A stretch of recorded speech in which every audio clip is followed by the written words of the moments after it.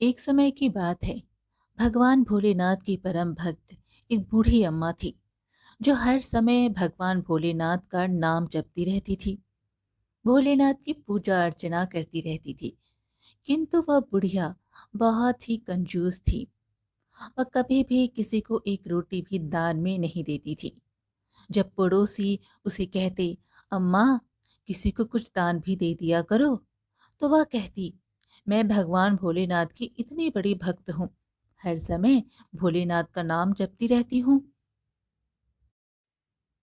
मुझे फिर दान पुण्य करने की क्या जरूरत है।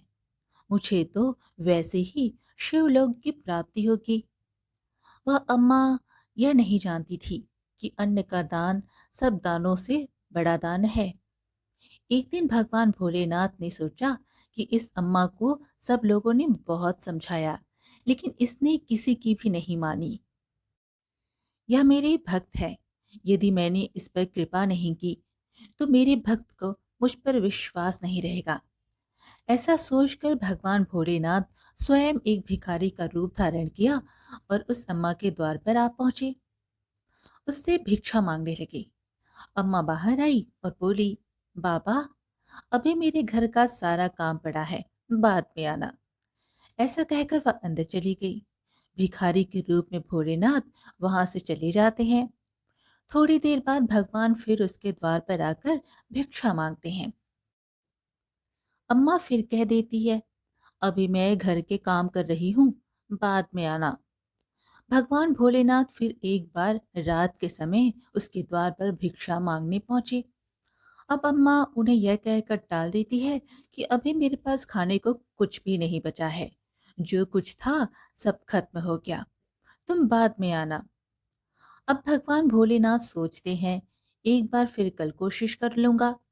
ऐसा सोचकर भगवान भोलेनाथ अगले दिन सुबह फिर उस अम्मा के द्वार पर पहुंच जाते हैं और भिक्षा मांगते हैं।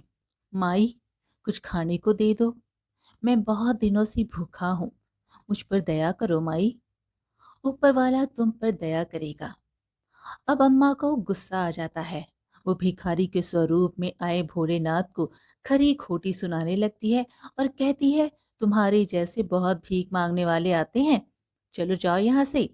और ऐसा कहकर वो उन्हें वहां से भगा देती है। अब भगवान भोलेनाथ सोचते हैं, यह अम्मा नहीं सुधरेगी। ऐसा सोचकर भोलेनाथ भगवान वहां से चले जाते हैं।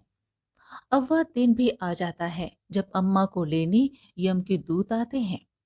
यम के दूतों को देखकर अम्मा बोली, अरे मुझे तो शिवलोक जाना है। यम के दूत बोले, अम्मा ऐसा तुमने कोई काम नहीं किया कि तुम्हें शिवलोक की प्राप्ति हो। तब अम्मा बोली, मैं सुबह शाम भोलेनाथ का नाम जपती रहती थी, उनकी पूजा अर्चना करती थी, इसलिए मुझे शिवलोक ले चलो। तब यमदूत के दूत बोले, अम्मा शिव का नाम जपने से शिवलोक प्राप्त नहीं होता, उसके लिए अच्छे कर्म भी करने पड़ते हैं। अम्मा रोने लगी, मुझे जहां ले जाना चाहते हो ले जाओ, लेकिन एक बार मुझे मेरे भोलेनाथ से मिलवा दो। तब यम के दूत अम्मा को लेकर शिवलोक पहुंचे। शिवलोक पहुंचकर अम्मा भगवान भोलेनाथ के चरणों में गिर गई और कहने लगी, हे प्रभु, यह क्या, मैं तो सुबह शाम आपकी भक्ति करती थी, फिर भी मुझे शिवलोक की प्राप्ति क्यों नहीं हो रही। तब भगवान शिव बोले, अम्मा तुमने आज तक किसी भूखे को खाना नहीं खिलाया, अन्नदान सबसे बड़ा दान है। मैं भी तेरे पास भिक्षा मांगने आया था, लेकिन तूने मुझे भी भिक्षा का एक दाना तक नहीं दिया। अब अम्मा भगवान भोलेनाथ के सामने हाथ जोड़कर रोने लगती है, प्रभु मुझे क्षमा कर दीजिए।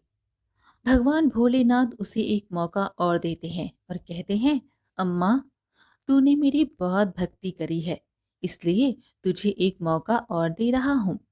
तू धरती पर जा और जाकर जितने पुण्य कर सकती है कर ले, क्योंकि तेरे पास सिर्फ एक सप्ताह का समय होगा। वह अम्मा खुश हो जाती है और फिर वो अपने पुराने शरीर में समा जाती है। अब अम्मा के घर जो भी भिखारी आता, अम्मा उसे पूरी पकवान बनाकर खिलाती।